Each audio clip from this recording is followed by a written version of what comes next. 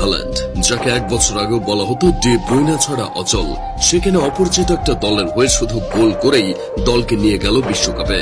Club এবং জাতীয় দল দুই জায়গাতেই চলতে সিজনে একজন গোল মেশিনে পরিণত হয়েছে হাল্যান্ড।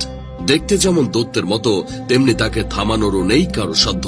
হাল্যান্ডের জন্মভূমি দেশ নরওয়ে। দেশটা এর আগে বিশ্বকাপের মঞ্চে খেলেছে মোট 3 বার, 1938, 1994 ও 1998। ইউরোপিয়ান টুর্নামেন্টগুলোতেও খুব একটা পরিচিত মুখ ছিল না নরওয়ে। একবারই ইউরোর মূল পর্বে খেলেছিল, তাও 25 বছর আগে।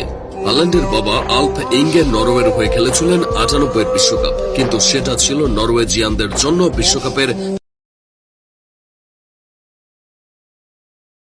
হাল্যান্ড, যাকে এক বছর আগেও বলা হতো ডি ব্রুইনা ছাড়া অচল, সেখানে অপরিচিত একটা দলের হয়ে শুধু গোল করেই দলকে নিয়ে গেল বিশ্বকাপে।